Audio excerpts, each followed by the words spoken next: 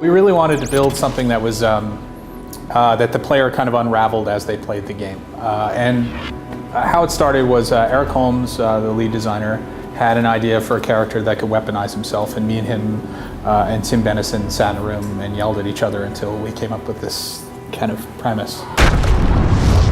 It's the first time, I think, that an open world game anyway has done a conspiracy kind of storyline where, you know, there's a lot of mystery about the origin of the character, or about what's even going on and how the character is connected to the events that are happening.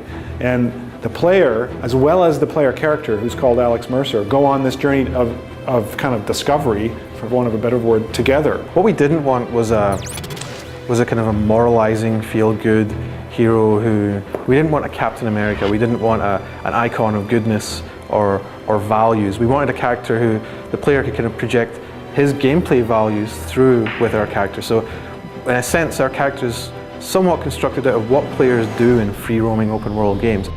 We think players in open-world games are pretty dark people, to be honest. They're not... You put someone in an open-world game where there's no repercussions and you can do anything, people will do bad things. Alex does bad things, and we have a game structured around those bad things.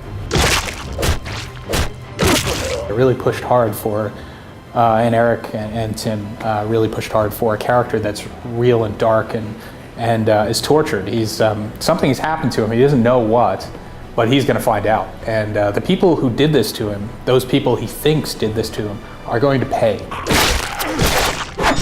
He's not just running out and fighting the military to fight the military. He's running out and fighting the military because the targets who know something about his past are there. He's not just going out to fight the infected to fight the infected. They're linked to him somehow, and he needs to know why. So it's not this altruistic Save New York story where he's, oh, I'm gonna go kill the infected or stop the military from declaring martial law. That's not even on his radar most of the time. He's a relentless machine bent on finding out exactly what happened to him. His entire motivation is based around memory. He's like a detective, except he can experience the memory. You are literally consuming the minds of your victims. So, Alex Mercer can consume anybody he meets in New York City, including key people who know something about his past. He doesn't just get their appearance and their biomass from consumption, he gets their memories. And some of these individuals that he finds actually know something about his past, actually more than he does. And so the player collects these memories, and they're literally visualized as movies within the context of the game, with a very distinctive art style.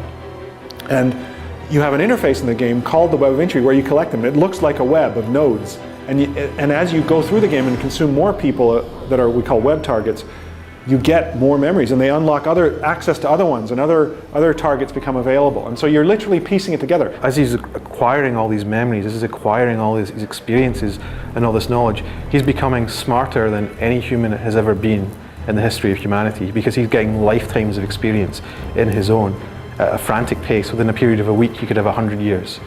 You could have 1,000 years. So we transform him from something which is fairly relatable to the player when he picks up the controller and is, along with the character, saying, what's going on? I'm figuring that out, into someone that's quite brilliant and dark, and closer, I guess, to Hannibal Lecter than to the average guy on the street. There's no cute and fuzzy bunnies in Alex Mercer's future.